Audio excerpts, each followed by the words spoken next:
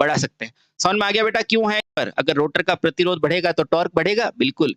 बढ़ाते हैं तो क्या होगा बेटा? इसका टॉर्क भी बढ़ा सकते हैं, इसका टॉर्क भी बढ़ा सकते हैं। बेटा ये क्वेश्चन आपको टेक्निकल क्वेश्चन है, पूछ सकता है, ध्यान रखना। टॉर्क भी बढ़ा सकते हैं, ठीक? समझ में आया? समझ में आया। इसका टॉर्क भी बढ़ा सकते हैं। समझ में आ गया बेटा क्यों है, क्या है, कैसे? इसलिए सारी चीज़ों को लाइन सर पढ़ा करो, ठीक है? ठीक? चलिए बहुत सही। अब देखो आर्मेचर को बढ़ा दिया, लेकिन बेटा जितना आर्मेचर बढ़ाएँगे ना, तो उसका क्या होगा, इसमें आर्मेचर रिएक्शन होने की संभावना भी ज़्यादा होगी, क्योंकि आर्मेचर में अगर प्रतिरोध डाल रहे हो, तो बेटा आर्मेचर क्या करेगा, कुछ ना कुछ प्रतिक्रिया भी करेगा। उस प्रतिक्रिया को क्या कहता है? Armature reaction. कहते हैं कि नहीं? हाँ, क्योंकि हम क्या जानते हैं बेटा, आर्मेचर रिएक्शन क्या होती है? आर्मेचर के फ्लक्स द्वारा मुख्य चुंबकीय क्षेत्र पर डाला गया प्रभाव। तो बेटा जैसे प्रतिरोध डालोगे, तो प्रभाव भी डाला ज़्यादा डालेगा। तो उसको कम करने के लिए क्या लगाते हैं हम? Compensating winding. देखो बेटा, आपने अपने फ़ायदे के लिए यहाँ पर क्या कर दिया बेटा, टर्न्स बढ़ा दिया, प्रतिरोध बढ़ा दिया। लेकिन बेटा जैसे ही प्रतिरोध बढ़ाएगा तो ये इसको प्रभाव भी तो डालेगा। इससे बोला जाता है आर्मेचर रिएक्शन। उसको कम करने के लिए क्या लगाते हो? Compensating winding. समझ में आया? समझ में आया? बिल्कुल। देखो, एक-एक चीज़ लिखा रहा हूँ बेटा। यदि यदि अब हम क्या जानते हैं? हम जानते हैं हम जानते हैं कि यदि नहीं, हम जानते हैं कि यदि आर्मेचर में आर्मेचर में पर्याप्त प्रतिरोध से ज़्यादा किया जाएगा, पर आर्मेचर को या आर्मेचर की वाइंडिंग को बढ़ाए बढ़ाया जाएगा जाएगा, तो क्या होगा बेटा? उतना ही आर्मेचर रिएक्शन ज़्यादा होगी। तो तो उतना ही, क्योंकि अब आर्मेचर रिएक्शन में आप सब जानते हैं, एक्सपर्ट हो गए ना? हाँ, उतना ही क्या होगा बेटा? आर्मेचर रिएक्शन ज़्यादा होगी। आर्मेचर प्रतिक्रिया भी ज़्यादा होगी। ज़्यादा होगी। होगी कि नहीं? होगी, ज़्यादा होगी। अब आप में से कोई भूल गया हो तो मैं याद दिला देता हूँ, आर्मेचर प्रतिक्रिया क्या होती है? यहाँ लिख रहा हूँ बेटा। आर्मेचर प्रतिक्रिया प्रतिक्रिया क्या होती है बेटा? ये जो आर्मेचर के चालक होते हैं ना, वो खुद के चुंबक से जो मेन फील्ड का जो होता है ना, उसको प्रभाव डालते हैं। तो लिखना बेटा, आर्मेचर के द्वारा, आर्मेचर के नहीं, आर्मेचर के फ्लक्स के द्वारा या यहीं लिख देता हूँ, फिर आप भूल जाओगे, है ना? याद रहे, आर्मेचर प्रतिक्रिया क्या होती है? वैसे लिखना नहीं चाहिए, पर लिखा देते हैं, कोई दिक्कत नहीं, क्योंकि ये वापस रिपीट हो रहा है। आर्मेचर प्रतिक्रिया क्या होती है बेटा? इसकी परिभाषा आर्मेचर के फ्लक्स से, आर्मेचर से नहीं, तो आर्मेचर फ्लक्स द्वारा फ्लक्स द्वारा मुख्य चुंबकीय क्षेत्र पर डाला गया प्रभाव क्या कहलाता है? मुख्य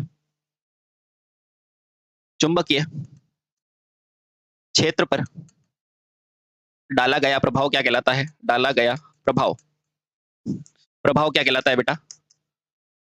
डाला गया प्रभाव क्या कहलाता है बेटा? आर्मेचर प्रतिक्रिया कहलाता है। ये डेफिनेशन ध्यान रखना, आर्मेचर प्रतिक्रिया कहलाता है। ठीक है? अब बेटा अब ज़्यादा से ज़्यादा प्रतिरोध डालोगे, भई आपको टॉर्क बढ़ाना है ना? तो बेटा आर्मेचर प्रतिक्रिया भी बढ़ जाएगी। इसको कम करने के लिए क्या करते हैं? कंपनसेटिंग वाइंडिंग लगाते हैं, ठीक है? अतः बेटा क्या होगा? आर्मेचर के श्रेणी क्रम में क्या लगाते हैं? कंपनसेटिंग वाइंडिंग लगाते हैं, जिससे आर्मेचर प्रतिक्रिया भी क्या हो जाती है? कम हो जाती है। अतः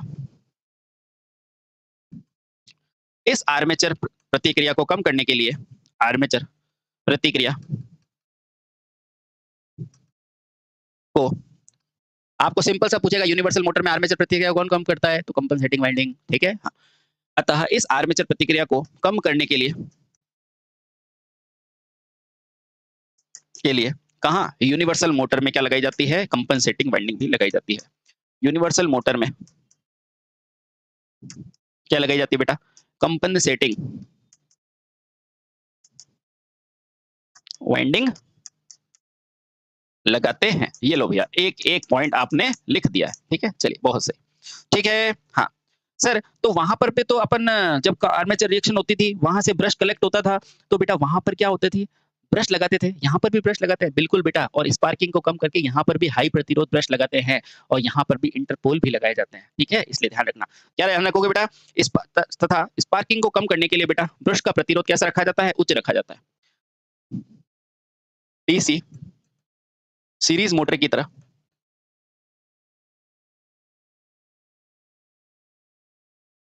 इस मोटर में भी स्पार्किंग को कम करने के लिए स्पार्किंग को कम करने के लिए, स्पार्किंग को कम करने के लिए क्या रखा जाता है बेटा? जो ब्रश होते हैं ना, जहां से धारा कलेक्ट होती है, ब्रश प्रतिरोध को ज्यादा रखा जाता है। पूछा जा सकता है बेटा कि बताओ यूनिवर्सल मोटर में ब्रश के प्रतिरोध को कैसे रखोगे ज्यादा? क्यों? ताकि स्पार्किंग कम हो। क्यों? क्योंकि स्पार्किंग है क्या? धारा, और धारा हमेशा ज्यादा प्रतिरोध से प्रवाहित नहीं होती। समझ गए? हाँ, तो कम करने के लिए ब्रश प्रतिरोध कैसे रखा जाता है बेटा? ज्यादा रखा जाता है। ब्रश प्रतिरोध कैसे रखा जाता है? ज्यादा रखा जाता है। अतः हम ब्रश कैसा यूज लेते हैं? यहाँ भी कार्बन का ब्रश, कार्बन का प्रयोग लेते हैं। तो ध्यान पड़ा बेटा, सिर्फ सीरीज मोटर तक कार्बन ब्रश नहीं, आगे भी है प्रयोग होता है। ठीक है, तो ब्रश प्रतिरोध कैसा होता है बेटा? ज्यादा होता है, इसलिए बेटा क्या लेते हैं? कार्बन का प्रयोग में लेते हैं। ठीक है, चलिए बहुत बढ़िया। सर क्या इसके अंदर जो कार्बन ब्रश आ गया, धारा आ गई, अब धारा के लिए क्या कम्यूटेशन का प्रोसेस भी होगा? बिल्कुल वैसा के वैसा होगा जैसे डीसी में होता है।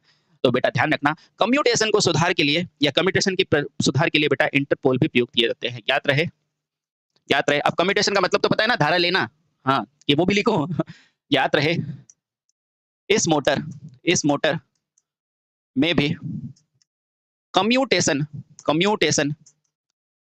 की प्रक्रिया यानी कि धारा प्राप्ति की प्रक्रिया में सुधार के लिए यानी कि इंप्रूवमेंट के लिए, सुधार के लिए क्या लगाते हो बेटा? इंटरपोल लगाए जाते हैं। इंटरपोल लगाए जाते हैं, है ना, ताकि अच्छी तरह से धारा आगे सर्किट में आ जाए। एसी चाहिए ना अंदर, इसलिए तो बेटा उसके लिए क्या लगाते हो? इंटरपोल की व्यवस्था भी होती है। और इंटरपोल क्या होते हैं? छोटे छोटे पोल जिनकी संख्या मुख्य ध्रुवों के बराबर होती है। डीसी मोटर में बेटा सारा पढ़ाया, डीसी जनरेटर में ध्यान रखना। ठीक है, डीसी जनरेटर को भी बेटा ढंग से पढ़ना। ठीक है, बहुत सही। अब ध्यान रखो सर, एक होता है मेरा आर्मेचर और एक होता है मेरा फील्ड। क्या इसके अंदर भी एयर गैप ज्यादा रखना पड़ता है? तो बेटा इसमें भी जो वायु गैप होता है ना, उसको कम रखा जाना चाहिए। क्यों? क्योंकि जितना ज्यादा आपका वायु गैप कम होगा, उतना अच्छा मैग्नेटिक फील्ड बनेगा। तो बेटा ध्यान रखना, ये कौन सा है आपका? स्टेटर, और ये क्या है बेटा? आपका रोटर।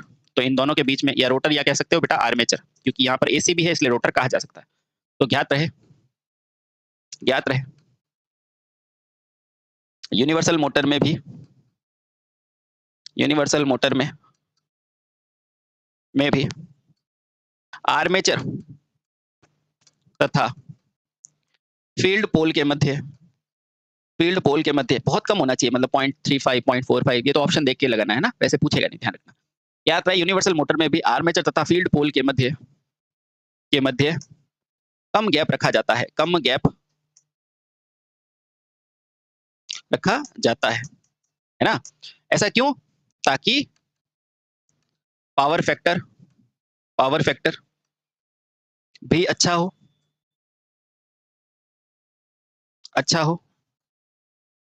फ्लक्स लीकेज कम हो। लिंकेज नहीं कह रहा मैं, लीकेज कह रहा हूं। फ्लक्स लीकेज है ना, ध्यान रखना, फ्लक्स लीकेज भी कम हो। दो तरह के फ्लक्स होते हैं बेटा, एक होता है लिंक करता है, एक लीक होता है। वो लीक नहीं होना चाहिए। फ्लक्स लीकेज कम हो तथा क्या हो बेटा? मजबूत चुंबकीय क्षेत्र बने। क्योंकि जितना चुंबकीय क्षेत्र मजबूत होगा ना बेटा, उतना ज्यादा लिंक अच्छा होगा। चुंबकीय क्षेत्र बने। ठीक है, ये लो, आराम से पढ़ो इसको। ठीक है, चलिए। अब बेटा इसकी कुछ विशेषता होती है जो आपको अक्सर पूछता है, और ग्राफ बना के पूछता है कि बताओ ये किसकी है, ये किसकी है। क्योंकि ये मोटर दोनों में कार्य करती है, तो बेटा ग्राफ बना के पूछेगा। तो मैं अभी आपको 1 सेकंड में बताऊंगा, डोंट वरी, है ना। तो इसकी विशेषता कर्व खींचते हैं। क्या होता है बेटा? विशेषता। अगला पढ़ेंगे विशेषता कर्व।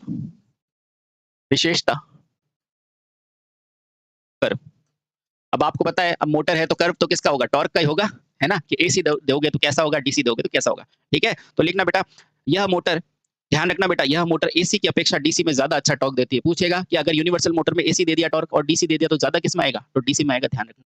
तो लिखना बेटा, याद रहे, यूनिवर्सल मोटर में एसी की अपेक्षा, यानी कि एसी की तुलना में, अपेक्षा किसमें बेटा? डीसी सप्लाई में ज्यादा टॉर्क मिलता है, ज्यादा टॉर्क मिलता है। पूछेगा बेटा ध्यान रखना कि किस में ज्यादा टॉर्क मिलेगा, डीसी सप्लाई में, है ना, क्योंकि वो हार्मोनिक के कंपोनेंट नहीं होते, हार्मोनिक कुछ भी नहीं होता बेटा, एसी कंपोनेंट होता है ना। ठीक, चलिए अब बेटा इसका ग्राफ पूछेगा तो एक तरफ तो क्या देगा, गति, और एक तरफ क्या देगा बेटा, टॉर्क, या टॉर्क देगा और यहाँ देगा गति, है ना। ठीक है, अब देखो एक ग्राफ तो किसका होगा, आपको प्रत्यावर्ती का, और एक होगा डिस्क का। ठीक है, अब मुझे कोई पूछेगा बताओ इसका टॉर्क कितना हो सकता है, तो आप क्या बताओगे, इसका टॉर्क कितना हो सकता है ज्यादा से ज्यादा, तो बेटा 450 से भी ज्यादा होता है, लेकिन आप नॉर्मली 450 मानो। ठीक है, तो अगर ये 400 है, 400%, ये 300%, ये क्या है 200%, ये 100%, ये क्या है बेटा, टॉर्क की रेंज है ना, इससे भी ज्यादा हो सकता है। ठीक है, हाँ ठीक है, तो बेटा सबसे पहले प्रत्यावर्ती के लिए अगर टॉर्क पूछोगे ना तो इस तरह का आता है। ठीक है, लेकिन डिस्ट के लिए ऊंचा आता है, तो बेटा डिस्ट के लिए टॉर्क ऐसा आता है। ठीक है, हाँ। तो ऊपर वाला ग्राफ दिखाएगा तो वो लोग क्या बोलोगे, तो बोलोगे यहाँ से डिस्ट प्रचलन, डिस्ट धारा प्रचलन, है ना, और ये पूछोगे तो बेटा क्या बोलोगे, प्रत्यावर्ती धारा प्रचलन, प्रत्यावर्ती धारा प्रचलन। तो बेटा ये दोनों टॉर्क के बारे में पूछा जाता है, ध्यान रखना। ठीक है, अब देखो यहाँ पे देखो टॉर्क कहाँ आ रहा है, और यहाँ देखो बेटा कहाँ आ रहा है, डीसी का टॉर्क, है ना, ऊपर है कि नहीं, और डीसी के अंदर देखो गति भी अच्छी दे रहा है ना, तो ध्यान रखना ये छोटा सा ग्राफ देके पूछेगा कि बताओ किसका टॉर्क अच्छा है, तो क्या बोलोगे बेटा, टॉर्क हमेशा डिस्ट का अच्छा है, गति भी डिस्ट की अच्छी होगी, है ना, यानी कि डिस्ट सप्लाई दोगे जब। ठीक, हाँ सही में चले। क्या सर ये डीसी से मोटर के जैसे है, तो बेटा ये गति लोड के व्युत्क्रमानुपाती होती है, बिल्कुल सही है, तो ध्यान रखना बेटा।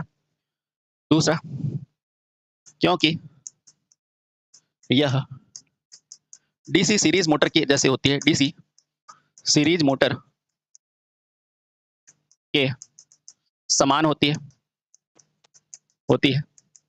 अतः नो लोड में बेटा इसकी गति बहुत तेज होती है, अतः नो लोड पर इसकी गति,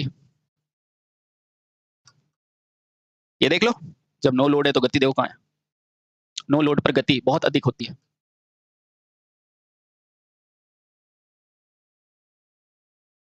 है, अतः इसे कभी भी बिना लोड के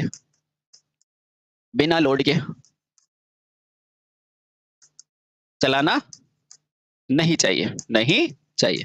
ठीक है, यानी कि ऐसे ये डीसी सीरीज के जैसे होते हैं बेटा, इसलिए बिना लोड के इसको चलाना नहीं चाहिए। अब देखना बेटा ध्यान रखना, ठीक है, अब इसमें एक चीज और ध्यान रखना बेटा, इसमें क्या होता है, ये निम्न आवृत्ति पे देखो, क्योंकि ये डीसी पे सबसे अच्छा काम कर रही है, और डीसी की आवृत्ति कैसी होती है, कम होती है ना, तो ध्यान रखना बेटा, अतः यह मोटर, ऐसे भी लिख सकता है बेटा क्वेश्चन को, यह मोटर निम्न तथा, निम्न यानी कि कम, निम्न या शून्य आवृत्ति पर, ठीक है, पर ज्यादा अच्छा कार्य करती है, ज्यादा अच्छा कार्य करती है ना। कभी कभी एग्जामिनर पूछ लेता है कि डीसी को नहीं हटा के डीसी की जगह लिख देगा लो या जीरो, तो इसका मतलब डीसी है, ज्यादा अच्छा कार्य करती है, यानी डीसी पे अच्छा कार्य करती है कुल मिला के। ठीक है, हाँ अब देखो, अब पूछा जाता है बेटा कि यूनिवर्सल की गति नियंत्रण या घूर्णन की दिशा को कैसे परिवर्तित करते हैं, तो बेटा आर्मेचर या स्टेटर के संयोजन को परिवर्तित कर गति नियंत्रण संभव है। यदि इस मोटर की गति को चेंज करना है, इस मोटर की गति को क्या नहीं, दिशा को परिवर्तित करना है, तो आप खुद देखो क्या करोगे भाई, इसमें है क्या, ये सिंगल फेस है, यहाँ पर आपकी फील्ड वाइंडिंग है, और यहाँ पर बेटा आपका आर्मेचर है, तो या तो इसके संयोजन चेंज कर दो या इसके चेंज कर दो, है ना। हाँ, तो क्या करोगे, इस मोटर की दिशा को परिवर्तित करना है, तो अब यहाँ पे मैंने क्या लिखा बेटा, यानी कि दोनों में से किसी एक को करना है, तो या तो फील्ड के या किसके बेटा, आर्मेचर के टर्मिनल को बदला जाता है ना, और इसकी गति बहुत तेज होती है, ध्यान रखना, बदला जाता है। ठीक है, किंतु दोनों को नहीं, क्योंकि दोनों को बदलोगे फिर से वो समान दिशा में आ जाएगी, है ना, दोनों को नहीं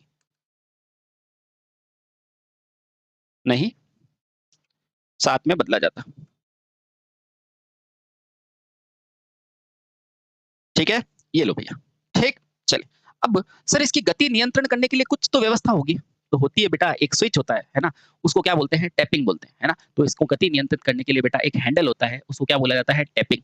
ये टैपिंग कहाँ से लोगे, फील्ड से, क्यों, क्योंकि अपन फील्ड की गति नियंत्रण नहीं करते, बिल्कुल करते, डीसी में नहीं करते थे, तो बेटा ध्यान रखना, इस मोटर की गति नियंत्रण के लिए श्रेणी क्रम में बाहर से प्रतिरोध तथा फील्ड से टैपिंग निकाल दी जाती है। इस मोटर की गति की गति नियंत्रण या किससे की जाती है बेटा?